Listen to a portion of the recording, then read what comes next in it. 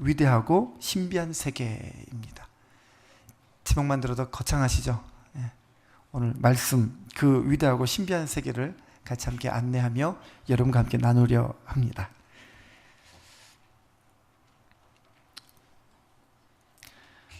웰레스라는 사람이 있었습니다.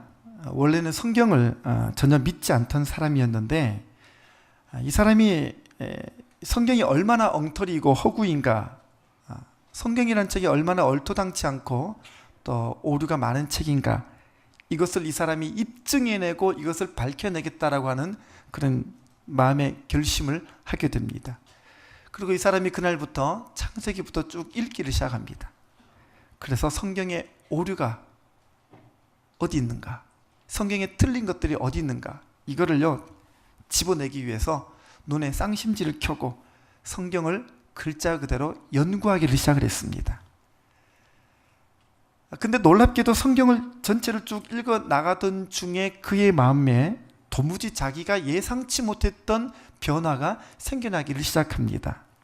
그게 뭐냐면, 이 사람이 처음에는 성경을 부정적인 시각으로 성경을 흠잡기 위해서 성경을 읽기 시작했는데, 성경을 읽다 보니까요 하나님의 살아계심이 느껴지는 거예요.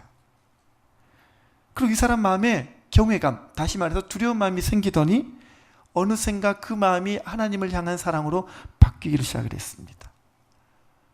더구나 예수 그리스도의 십자가의 그 죽음의 장면에서는요, 그 십자가가 다름 아닌 자기를 위한 것임을 깨닫고 이 사람이 엉 울어버리게 됩니다.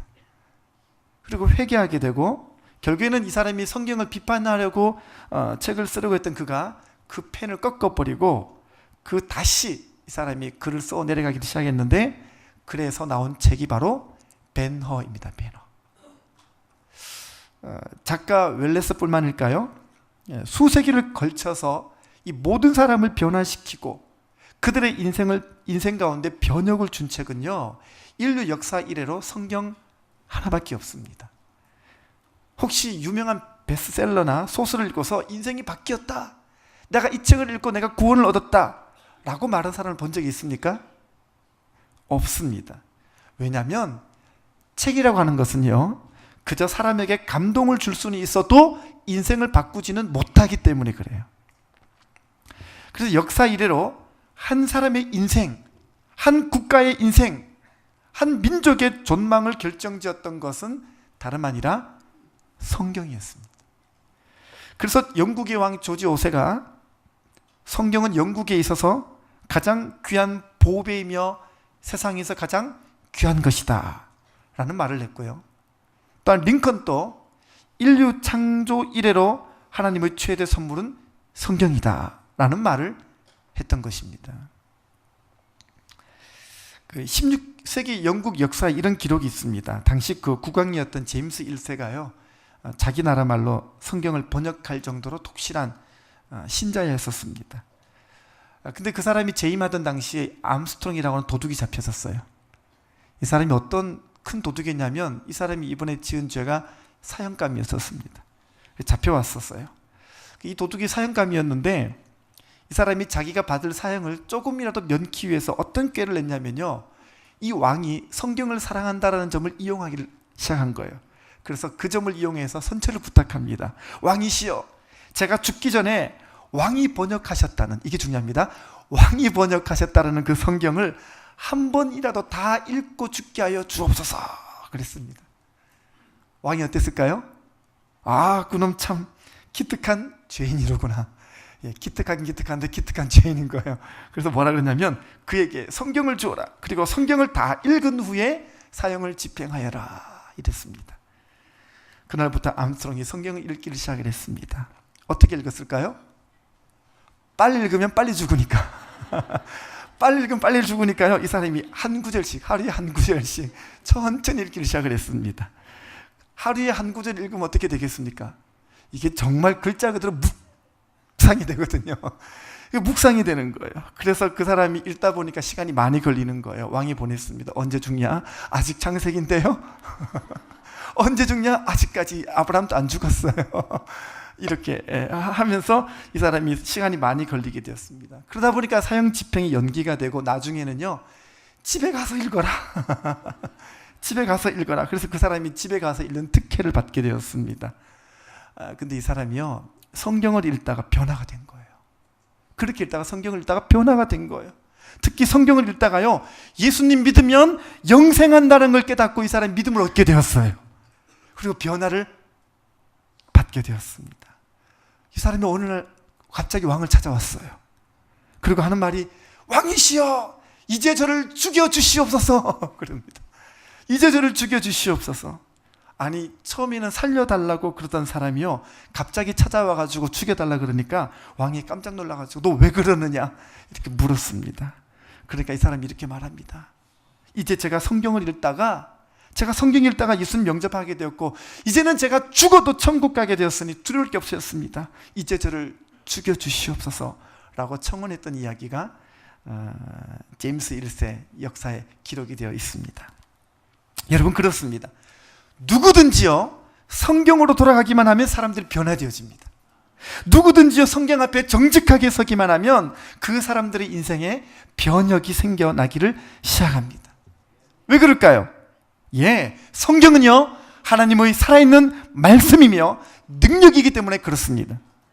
성경을 통해서 우리는 하나님의 음성을 들을 수가 있고요, 하나님의 모습을 배웁게 되기도 하고 하나님의 능력을 확인하게 되는 것입니다.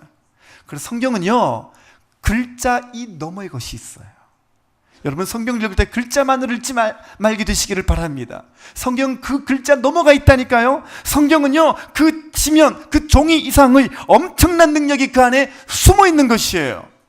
저는 성경을 읽을 때마다 이처럼 성경 안에 있는 생명과 능력의 역사가 지면을 뚫고 글자를 넘어서서 여러분에게 다가오게 되시기를 축원합니다.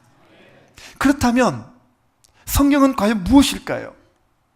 과연 성경이 어떤 책이기에 이 성경을 만나는 사람마다 변혁을 경험하고 변화를 경험하고 이 성경을 묵상하는 사람마다 인생이 송두리째, 통째로 바뀌기를 시작하는 것일까요? 오늘 본문 16절 보시겠습니다. 16절 같이 읽어보겠습니다. 시작.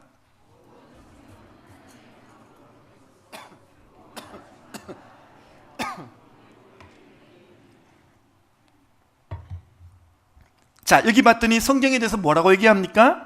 네, 여기 봤더니 특별히 모든 성경은 그랬습니다. 모든 성경은. 이 말은 성경 66권 전부 다 그렇다는 말이에요.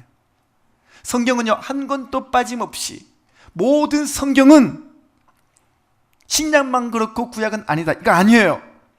내가 좋아하는 로마서만 그렇고 내가 이해할 수 없는 레위기 민수기는 아니다, 그거 아니에요. 성경은요, 모든 성경이 다 어떻게 해요? 여기 봤더니 하나님의 감동으로 되었다라고 적고 있습니다. 성경 말씀은요, 성경 말씀은 어떻게 적혀 있느냐? 하나님의 감동으로 적혀져 있어요. 하나님의 감동으로. 여기서 이 감동이라고 하는 말은요, 헬라어로 데오프뉴스토스라는 단어입니다. 이 말은 하나님의 호흡이다, 이 말이에요. 감동이라는 말은요, 호흡이다, 이 말인 거예요.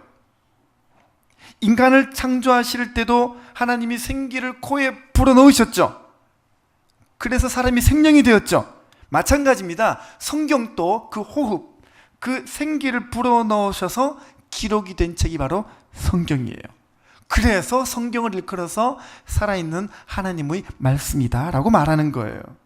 그러니까요, 성경의 저자는 누구겠습니까? 하나님인 거예요. 성경의 저자는 하나님인 거예요. 그래서 성경을 기록한 사람들을 일컬어서 저자라고 부르지를 않아요. 성경을 기록한 사람들은요, 저자라고 부르지를 않아요. 왜냐하면 저자라는 말은요, 그 글 쓴 사람의 생각과 의도가 있는 거잖아요. 근데 성경의 저자는 하나님이기 때문에 성경을 기록한 사람을 뭐라 부르냐면 기자라고 불러요. 기자라고 불러요. 그래서 그 기자들이 성령님의 감동에 의해서 하나님으로부터 주어지는 말씀을 기록했기 때문에 그렇습니다. 베드로후서 1장 20절에서 21절 보겠습니다. 시작. 먼저 알 것은 성경의 모든 예언은 사사로이 풀 것이 아니니 예언은 언제든지 사람의 뜻으로 낸 것이 아니요 오직 성령의 감동하심을 받은 사람들이 하나님께 받아 말한 것임이라. 아멘. 여러분, 희한한 건요, 아무리 우리에게 큰 감동을 주는 소설이라고 해도요, 그렇죠? 그 소설을 읽으면요, 2번, 3번 읽으면 지루해집니다. 책은요 아무리 감동인 것도 그 다음 읽으면 그 다음 알아, 그 다음 이 내용이지. 지루해져요. 뻔해집니다. 식상해집니다. 다 아는 이야기고요, 다 뻔한 스토리이기 때문에 손이 이제 안 가는 거예요. 근데요 성경은 희한하죠. 매일 읽어도 지루하지 않아요. 그렇죠? 이거 이상하게 이해를 못 하겠어요. 설명이 안 돼요. 어떻게 성경은 매일 읽는데 지루하지를 않아요. 평생 읽었는데 지루하지를 않아요. 그렇죠? 평생에도 여기는 별로 적으시 하고 여기 여쭤보겠습니다. 평생 읽었는데 지루해서 못 읽겠던가요? 아니죠. 놀라운 건요, 성경은 평생 읽어도 지루하지 않고 오히려 평생 수십 번을 읽어도 감동이 멀어지기는커녕 읽으면 읽을수록 더 깊은 감동으로 우리에게 다가온다는 것입니다. 왜냐하면요, 이게 바로 성경이 하나님의 감동으로 쓰여졌다는 것을 의미하는 거예요. 읽을 때마다 내 안에 계시는 성령님이 주시는 감동이 더해지니까 이 다른 책과는 비교할 수 없는 은혜가 있는 것입니다. 자, 또 하나 성경이 하나님의 감동으로 지어졌다는 것은요, 놀라운 사실 하나 더 있습니다. 마가복음 13장 37절 보겠습니다. 마가복음 13장 37절입니다. 시작. 깨어있으라, 내가 너에게 하는 이 말은 모든 사람에게 하는 말이니라 하시니라. 자, 보세요. 누구에게요? 모든 사람에게. 그쵸? 여기 보면요, 하나님이 우리에게 주시는 말씀이 그 말을 하실 때 그 말을 받는 1차 수신자에게만 해당되는 게 아니라는 거예요. 성경 말씀은요, 시대나 지역을 뛰어넘는 말씀이 되는 거예요. 만약에 말씀이요, 예수님께서 하신 말씀이 딱 베드로에게 말씀을 하셨을 때 그 말이 베드로에게만 임하는 말씀이라면요, 성경은 더 이상 우리에게는 영향을 주지 못하는 말씀이 되는 거예요.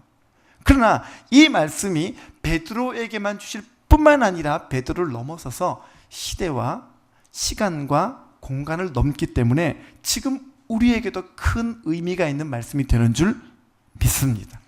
그래서 이 말씀은요, 시간과 공간을 초월해 가지고요, 모두를 위한 말씀이 되는 거예요. 그러니까 성경이 기록된 지 2000년이 지난 오늘도 세계 도처에서 수많은 인종, 수많은 민족, 수많은 사람들이요, 이 말씀에 의해서 생명을 얻고 있는 거예요. 이 성경이요, 신기한 게요, 66권이잖아요. 성경 66권이요, 단번에 뚝딱 만들어진 게 아니고요, 성경이 어떻게 만들어졌냐면요, 무려 1600년에 걸쳐가지고 성경이 기록되어졌어요. 가장 먼저 기록된 성경책과 가장 나중에 기록된 성경책의 그 연대 차이가요, 1600년이 됩니다. 감이 안 오시죠? 1600년이라고 하는 그 시대적인 갭이 아직 이게 마음이 잘 안 와닿죠? 2013년이죠. 2013년 빼기 1600을 하면요, 413이죠? 이게 언젠지 아십니까? 413년경이면요, 우리나라로 치자면 광개토대왕 시절입니다. 광개토대왕 시절이에요. 이때는요, 고구려가 낙랑군하고 싸우고요, 고구려가 그 평양으로 도읍지를 옮길 때 그 시절이에요. 아시나요? 그 시절에 광개토대왕이요, 영감을 받아가지고 뭔가를 썼어요. 근데 1600년이 지난 여러분이 또 책상에 앉아서 뭘 적었는데 광개토대왕과 여러분이 쓴 책이 똑같은 거예요. 가능합니까? 불가능합니다. 그럴 수가 없습니다. 고구려 시대에 한 농부가 써내려간 책하고 지금 하이테크놀로지 시대에 여러분이 쓴 책하고 같은 내용, 같은 이야기, 동일한 하나님, 동일한 믿음에 대해서 적을 수 있다는 게 가능하겠습니까? 아니, 기록자들도요, 보면요, 동시대 인물이 아니에요. 기록자들도요, 성경에 나와 있는, 성경을 적은 사람들이 무려 40명이 되는데요, 이 40명 되는 사람들의 신분이 다 달라요. 그 중에는 왕도 있고, 그 중에는 학자도 있고, 그 중에는요, 어부도 있고, 시인도 있고, 정치인도 있고요, 농부도 있고, 의사도 있어요. 이렇게 다른 사람들이요, 1600년에 걸쳐가지고 다른 문화, 다른 나라, 다른 민족에 속한 사람들이 이걸 적었는데요, 성경은 처음부터 창세기부터 요한계시록까지 완벽한 통일성을 보여주고 있어요. 왜 그럴까요? 그게 입증하는 게 뭐냐면요, 성경의 저자는 하나님이라는 거예요. 하나님께서 오랜 세월 동안 성경의 기자들을 통해서 그 성경을 감동을 주셔서 적어냈기 때문에 그런 거예요. 도대체 무슨 말씀을 더 드려야 감동하시겠습니까? 아무런 감동도 없으시고 아무런 표정이 변화도 없다면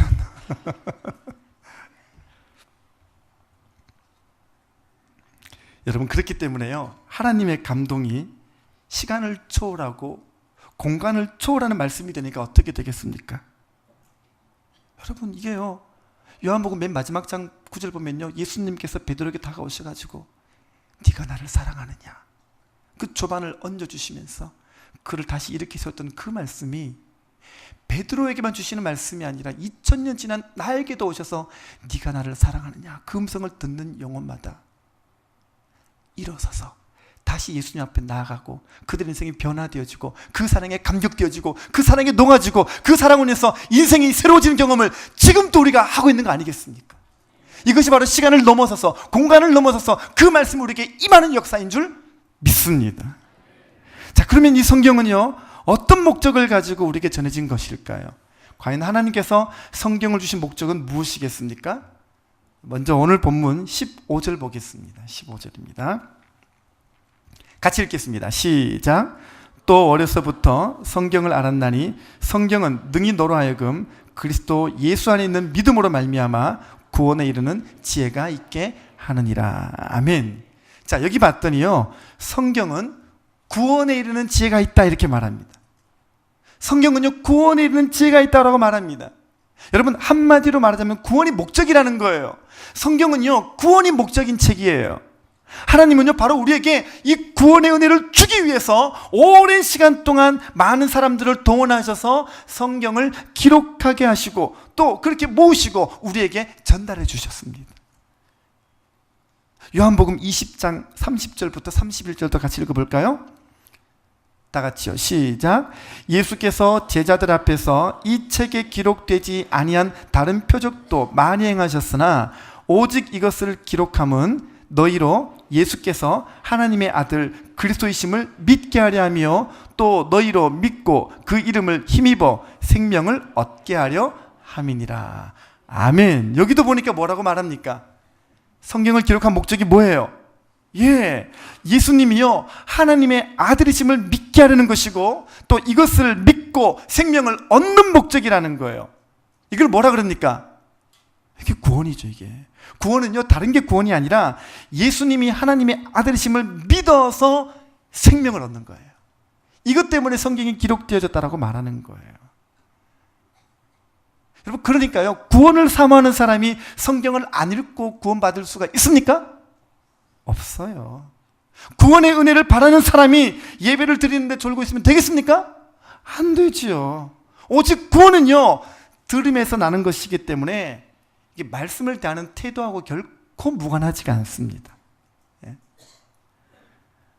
그러니까 로마서 10장 17절 얘기했잖아요. 믿음은 들음에서 나며 들음은 그리스도의 말씀으로 말미암았느니라, 이렇게 말하는 거예요. 특별히 구원을 사모하시는 분들, 또 영혼의 구원을 받고 생활의 구원을 이루어 가시는 분들, 또 궁극적인 그 주님 오시는 그날 온전한 구원을 힘입기를 소원하시는 모든 분들은요, 늘 이 말씀에 사로잡히게 되시기를 축원합니다. 자, 그러면 이 구원받은 분들, 아까 전에는 이 구원이 목적이라 그랬으니까요, 이제 또 구원받은 여러분들에게는 성경은 어떤 목적을 가지고 있을까요?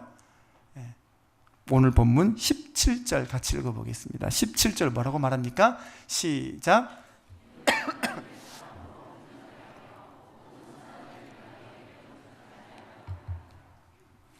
아멘. 자, 여기 있는 구절을요, 쉽게 풀어 설명하자면요, 성경은요, 두 가지 목적이 있습니다. 온전한 사람, 또 하나는 온전한 능력이에요. 그렇죠? 여기 봤더니 성경은 하나님의 사람으로 온전하게 하며 모든 선한 일을 행할 능력을 갖추게 하렵니다, 그랬거든요. 그러니까 성경은 두 가지 목적이 있어요. 온전한 사람이 되게 하는 것과 우리에게 온전한 능력을 갖추게 하는 거예요. 두 가지입니다. 이것을 잊지 마시기 바랍니다. 두 가지를 잘 기억하십시오. 온전한 사람, 온전한 능력입니다. 한번 따라서 하겠습니다. 온전한 사람, 온전한 능력. 이 두 가지를 한번 살펴보겠습니다. 저는 무엇보다 성경은요, 우리로 하여금 온전한 사람이 되게 하는 줄 믿습니다. 성경 말씀이 우리를 온전한 사람 되게 만들어 갑니다. 제가 영상 작업을 오래 했잖아요. 이제 올해부터는 이제 영상 사역자로 들어온 제가 김무일 형제에게 영상을 다 넘겼기 때문에 이제는 안 만듭니다. 제가 우리 교회에서 영상을 만든 게 한 8년쯤 되는 것 같습니다. 그동안 참 많이 만든 것 같아요. 근데 그 중에서 이 수련회 영상을 참 많이 만들었거든요. 근데 제가 만든 수련회 영상을 한번 쭉 제가 훑어봤었어요. 제가 이렇게 다시 한번 돌려보면서 좀 깜짝 놀랄 만한 장면들을 다시 보게 되었습니다. 그게 뭐냐면요, 매년 이 수련회 할 때마다 결신자를 부르잖아요. 결신자를 부르는데 그때마다 앞에 나온 사람들이 참 많은데 그 중에 적지 않은 수의 사람들이 지금은 교회를 나오질 않아요. 이 사람 맞네? 결신한 나왔는데 지금 교회 안 나오네? 근데 이런 사람들이 참 많아요. 또한 이 간증하는 사람들 영상도 있거든요. 근데 간증하는 사람들 영상도 있는데 보니까요, 정말 많은 숫자의 사람들이 지금 교회를 안 나와요. 이 사람 이렇게 간증해놓고 지금도 어디 갔지? 교회 안 나오네? 영상을 다시 돌려보면서요, 깜짝 놀랐어요. 뭐가 문제냐는 겁니다. 어떻게 이런 일이 가능할까요? 분명히 그 사람들이 그때 받은 은혜가 거짓이 아니잖아요. 속임에서 나온 건 아니잖아요. 그냥 감정이 저자가 나온 건 아니잖아요. 물론 한둘 그럴 수는 있겠지만 간증한 사람들도 그렇잖아요.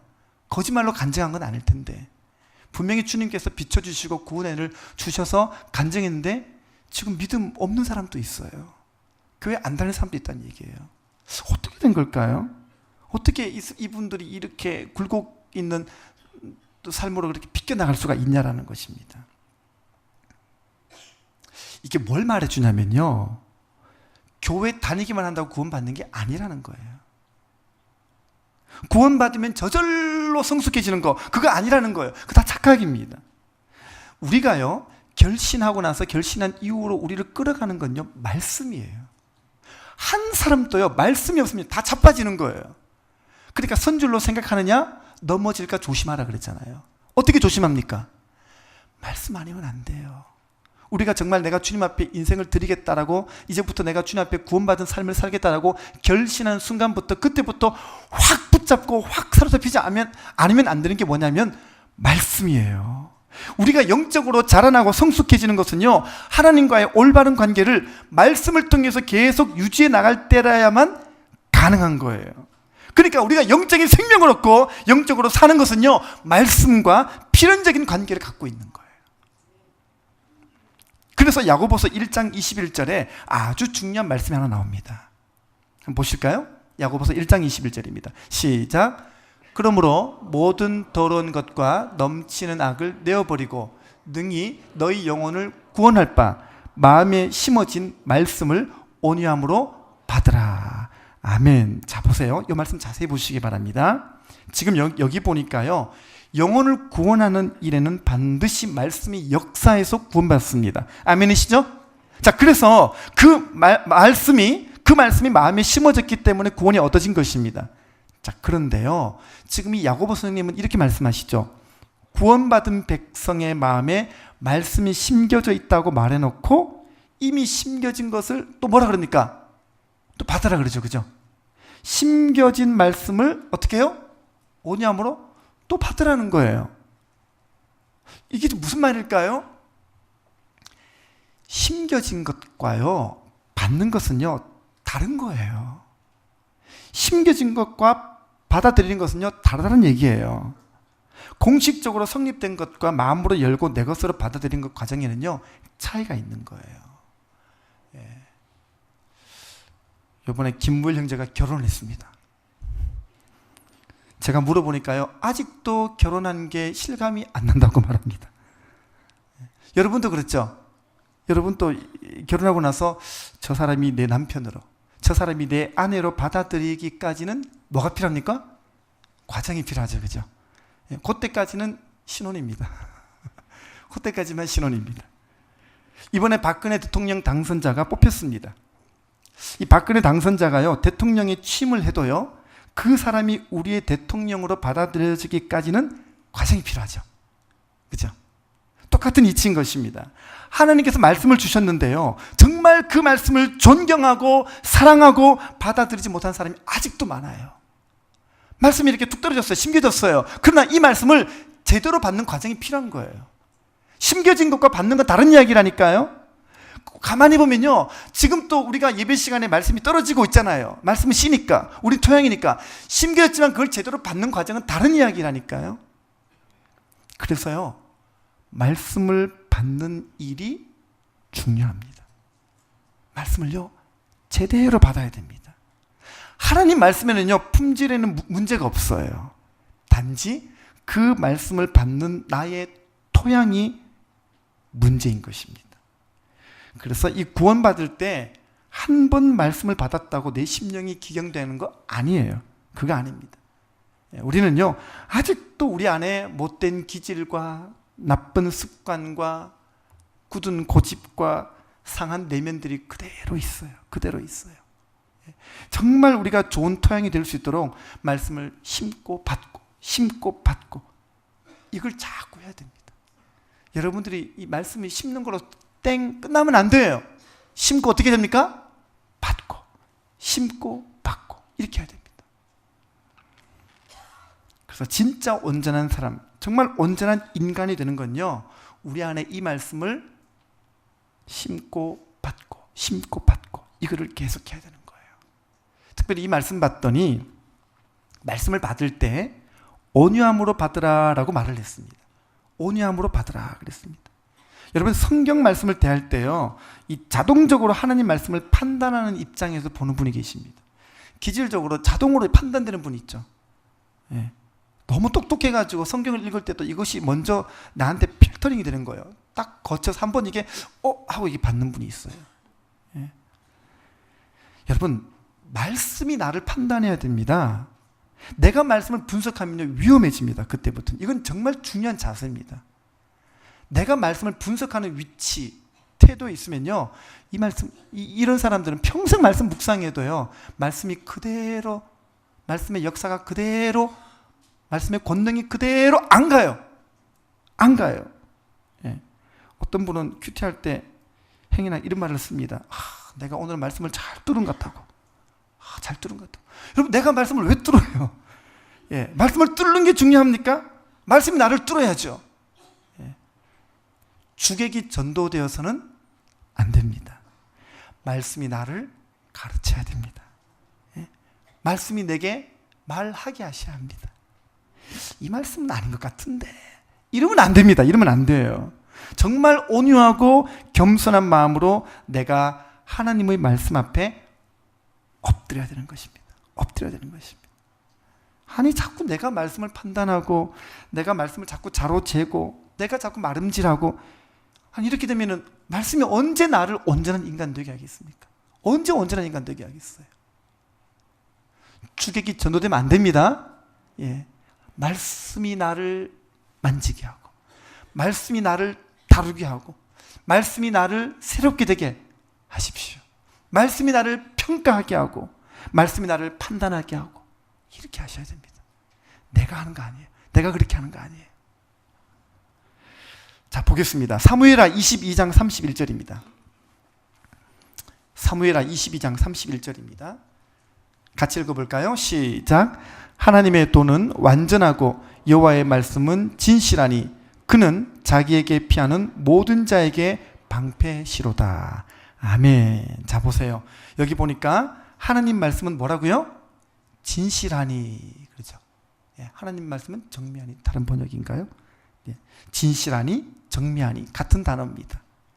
여기서 정미하니, 진실하니 이 단어는요, 히브리어로 차라프라는 단어인데요, 이 말은 어떤 뜻이냐면 시험하다, 테스트하다, 이런 의미입니다.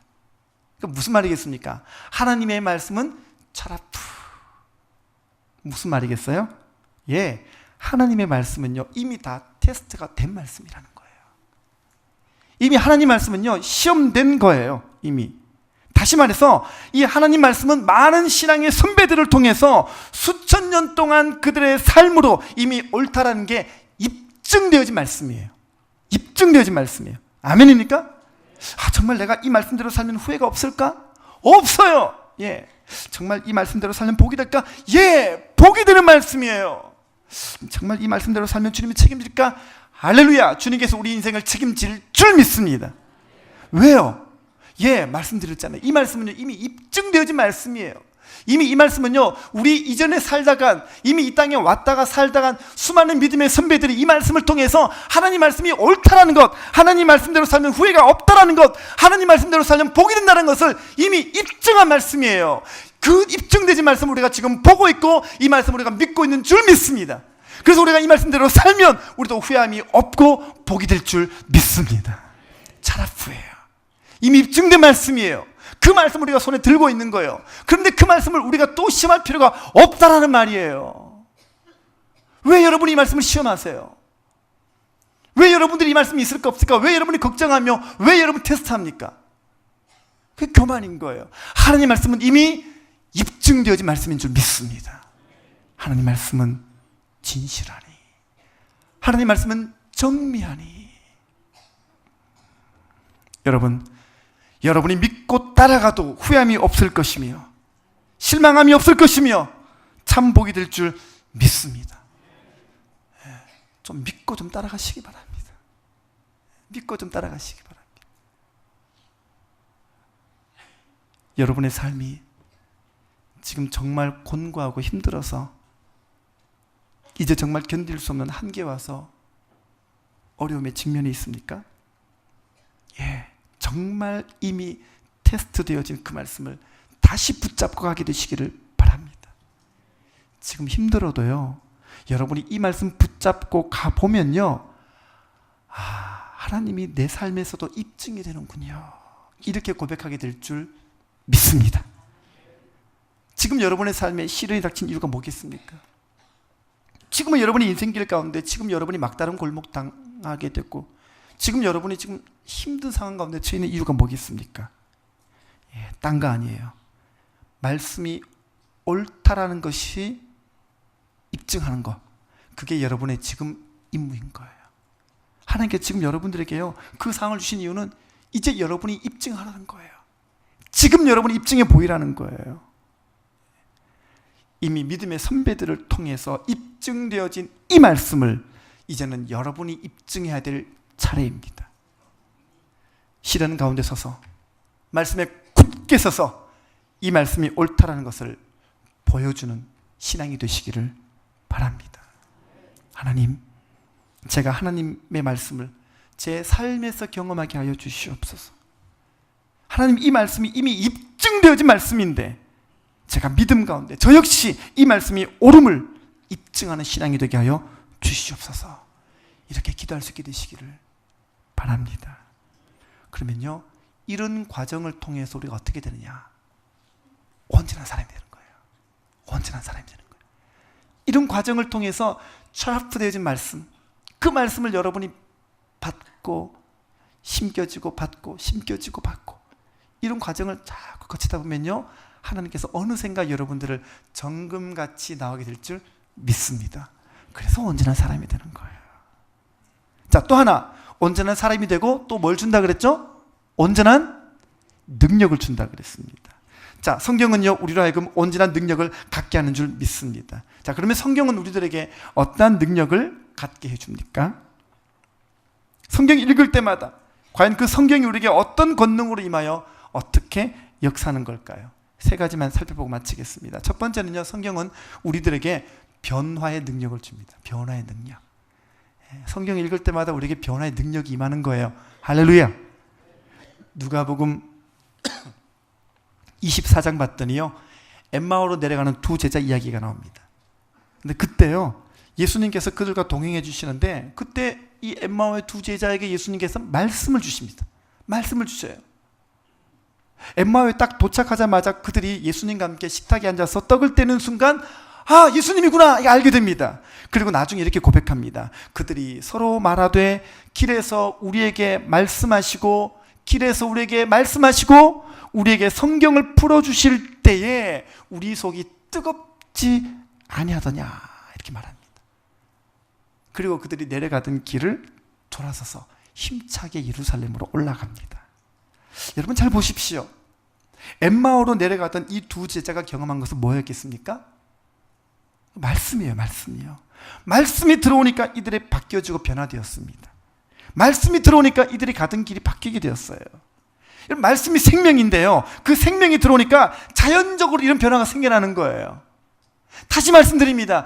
말씀은 생명이에요. 할렐루야.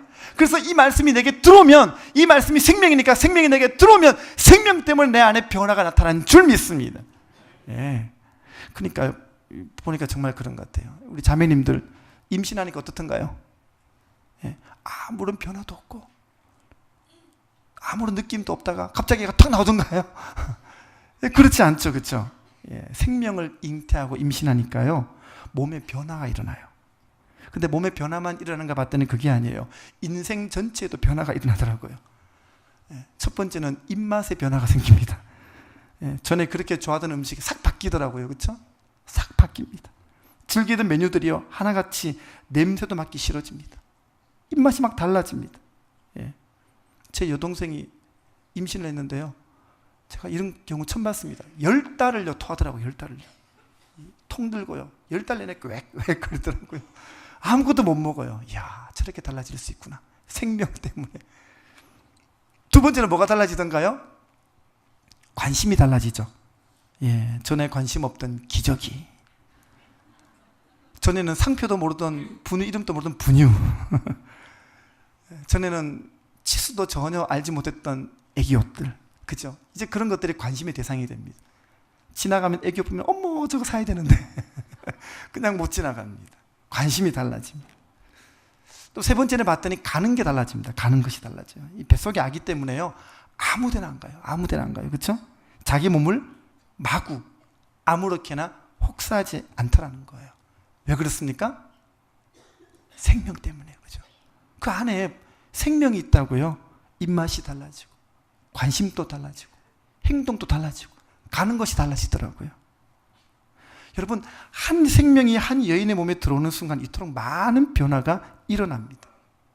근데요, 어떻게 하나님의 생명의 역사의 본질인 그 생명 자체인 말씀이 들어가고 있는데요, 아무런 변화가 없겠습니까? 어떻게 아무런 변화가 없을 수 있어요?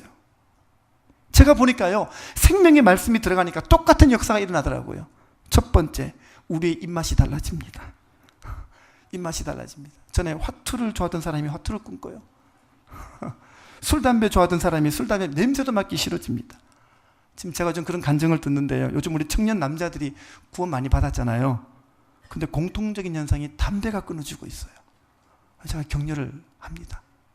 예, 야, 네가 진짜 생명의 역사가 있구나. 격려합니다. 이게 매를 들어 될 일입니까? 예, 그놈들 제가 삼천교육대 보낸다고 될 일입니까? 그게 안 돼요. 근데요, 말 안 해도 생명이 들어가니까 그게 돼요. 신기합니다. 두 번째, 뭐가 달라집니까? 관심이 달라집니다. 관심이 달라집니다. 예. 전에는 교회 가서 예배하는 사람들이 세상에서 제일 할 일 없는 사람처럼 보이고 예배 시간이야말로 가장 이해가 되지 않는 가장 지루한 시간이었는데요, 이제는요, 생명이 들어가니까요, 예배가 자기의 가장 큰 관심이 됩니다. 전에는 유행가가 그렇게 자기 눈물을 쏙 빼놓더니 이제는 하나님을 찬양하는 그 찬양이 내 눈에 눈물을 쏙 빼놓습니다. 찬양이 다르게 들려지는 거예요. 세 번째는요, 가는 곳이 달라집니다. 전에는 술집도 자주 가고 주님이 싫어하는 곳에 2차, 3차 해 뜰 때까지 돌아다녔는데 이제는 생명이 들어오니까 어떻게 됩니까? 그런 곳에 가기가 싫어지는 거예요. 자기 안에 들어와 계시는 그 새로운 생명의 말씀이 생명이니까 그 생명이 나를 그렇게 만들어가는 거예요. 만들어가는 거예요. 웃을 때 어느 시점에 웃어야 될지를 잘 아셔야 됩니다. 아니면은 뽀록 납니다.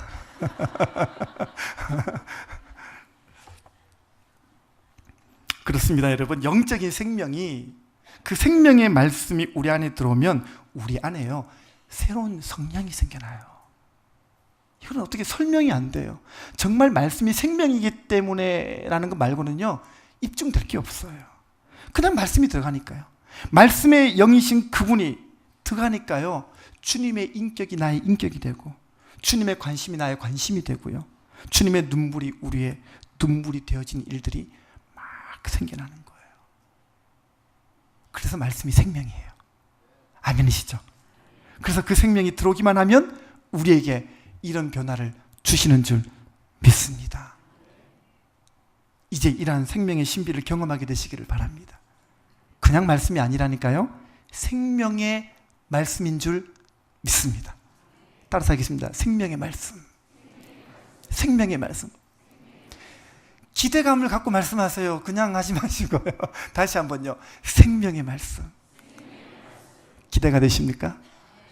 이 말씀이 여러분 안에 들어가는 순간, 들어갈 때마다 놀라운 생명의 역사를 일으키게 되시기를 축원합니다. 두 번째는 성경은요, 우리들에게 사탄을 이길 능력을 줍니다. 아멘입니까? 마태복음 4장 10절부터 11절 보겠습니다. 마태복음 4장 10절 11절입니다. 다 같이요. 시작.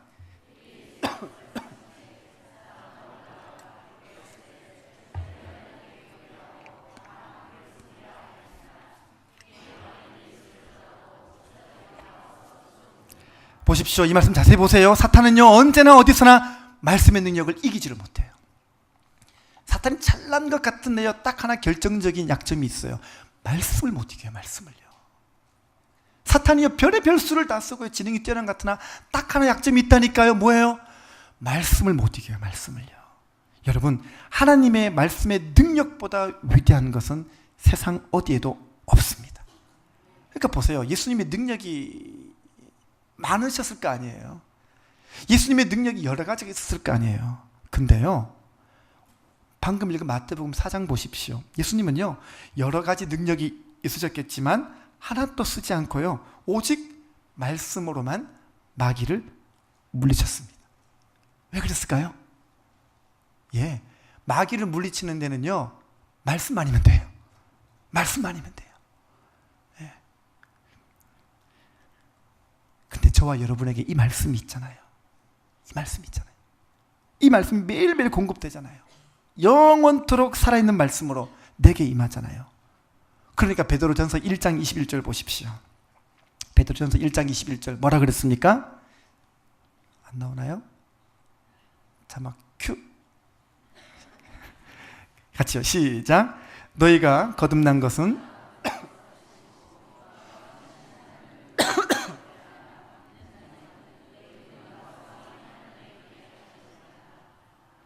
베드로전서 1장 23절. 예, 시작. 너희가 거듭난 것은 썩어질 씨로 된 것이 아니요 썩지 아니할 씨로 된 것이니 살아있고 항상 있는 하나님의 말씀으로 되었느니라. 할렐루야. 여러분, 이 말씀이 어떤 말씀이라고요? 살아있고 항상 있는 말씀이에요. 아멘. 예. 여러분, 이 말씀이 살아있고 항상 있는 말씀이기 때문에 이 말씀 붙잡기만 하면요, 그냥 마귀가 덜덜 떨고 도망갈 줄 믿습니다. 그냥 나가는 거예요. 예. 근데요, 아무리 항상 계시는 말씀이라고 할지라도 내가 가까이 하지 못한다면 내게는 아무런 소용이 없습니다. 남의 집에 금고에 늘 있는 돈이 나와 무슨 상관이 있겠습니까? 똑같은 이치인 거예요. 이 말씀이 항상 계시지만 여러분의 것 되시기를 축원합니다. 여러분에게는 이 말씀이 항상 계시는 말씀뿐만 아니라 반드시 내 곁에 계시는 말씀이 되시기를 바랍니다. 그러면 그 말씀이 항상 여러분에게 사탄을 이길 능력을 갖다 줄 줄 믿습니다. 승리를 경험하십시오. 이기고 승전보를 전해주시기를 바랍니다. 날마다 실패하고 날마다 그냥 져가지고 폐잔병처럼 돌아오던 여러분들이 이제는 이 말씀 믿고 살아있고 영원토록 있는 그 말씀으로 말미암아 날마다 승리를 경험하는 놀랍고 복된 성도님 되시기를 바랍니다. 세 번째는요, 성경은 우리들에게 치유의 능력을 줍니다. 치유의 능력. 마가복음 1장 40절부터 42절 보겠습니다. 마가복음 1장 40절부터 42절입니다. 같이 읽겠습니다. 시작. 한 나병 환자가 예수께 와서 꿇어 엎드려 간구하여 이르되 원하시면 저를 깨끗하게 하실 수 있나이다. 예수께서 불쌍히 여기사 손을 내밀어 그에게 대시며 이르시되 내가 원하노니 깨끗함을 받으라 하시니 곧 나병이 그 사람에게서 떠나가고 깨끗하여 진지라. 아멘. 여러분 보십시오. 예수님께서 나병 환자에게 깨끗함을 받으라 라고 말씀하시는 순간, 이 말씀을 그냥 하시는 순간 썩어 문드러졌던 그의 모든 육체가 깨끗하게 되었습니다. 깨끗하게 되었습니다. 오늘 하나님 말씀도 여러분들을 고치시고 회복할 줄 믿습니다. 정말 그 말씀으로 주님은 우리를 고치신 일들을 주님은 행해 나가실 거예요.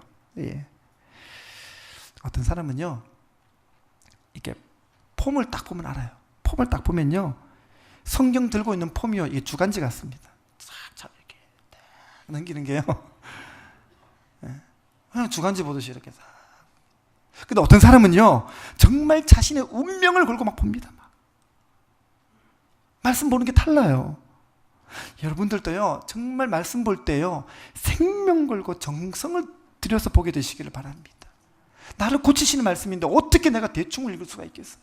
나를 회복케 하는 말씀인데 어떻게 대충 그냥 넘길 수가 있겠어요? 여러분도 운명을 걸고 좀 생명을 걸고 이 말씀을 대하게 되시기를 바랍니다. 달고 오묘한 말씀, 살아 움직이는 말씀, 여러분이 확신하고 들여다보게 되시기를 바랍니다. 그러니까 야고보서 보면요, 야고보서 이렇게 적어놨어요. 누구든지 말씀을 듣고 행하지 아니하면 그는 거울로 자기 생긴 얼굴을 보는 사람과 같아서 제 자신을 보고 와서 그 모습이 어떠한 것을 곧 잊어버리거니와, 이렇게 말합니다. 야고보 선생님께서 말씀을 듣고 행하는 것, 쉽게 말해서 큐티하는 거잖아요. 성경 읽는 것을 어떻게 비유하냐면요, 거울로 자기 생긴 얼굴을 보는 것과 같아서, 큐티하는 것을 거울로 자기 얼굴 보는 걸로 비유를 하십니다. 저는 비유를 보다 못해 거울 보는 걸로 비유하는 것도 처음 봤습니다. 그래서 여자들이 큐티를 더 잘하나 봐요.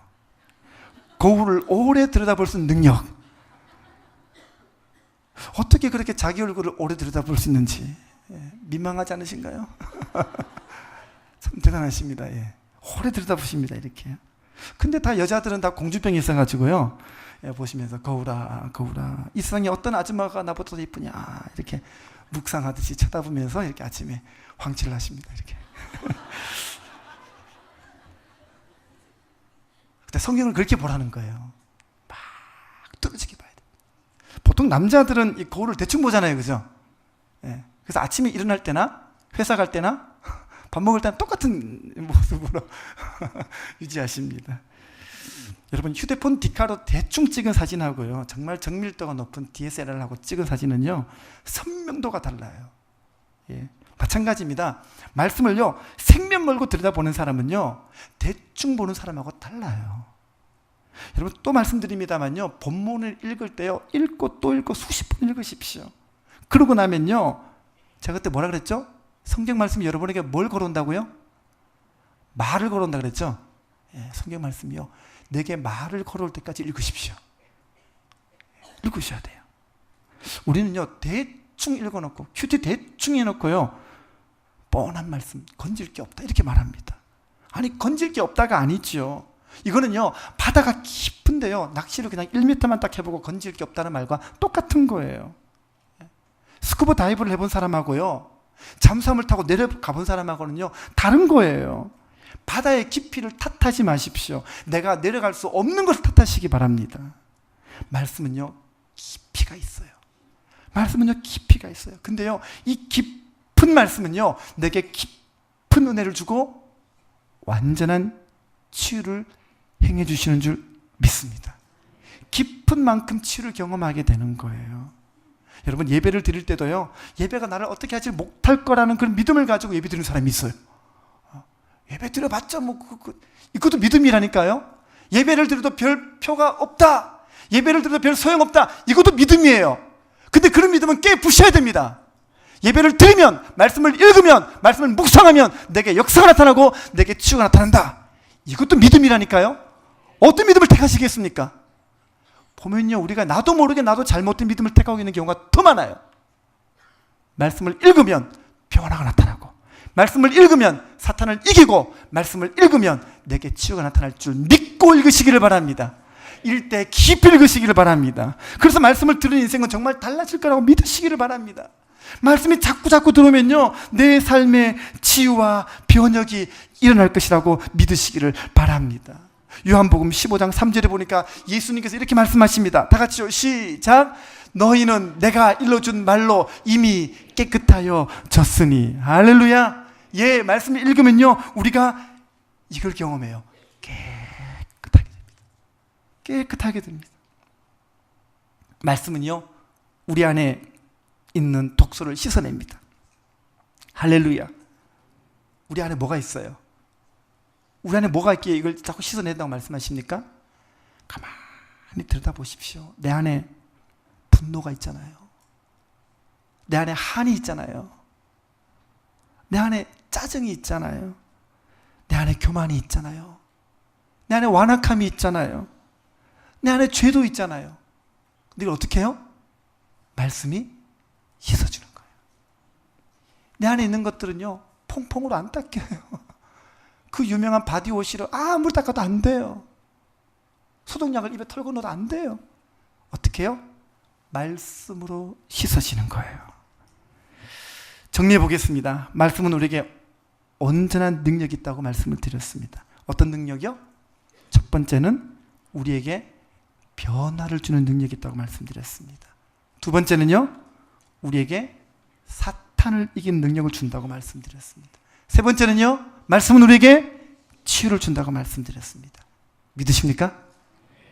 정말 말씀, 그 위대하고 신비한 세계를 경험하시면서 온전한 사람으로, 온전한 능력을 힘입는 말씀의 사람들, 말씀의 포항중앙침례교회 성도를 되시기를 주님의 이름으로 축원합니다.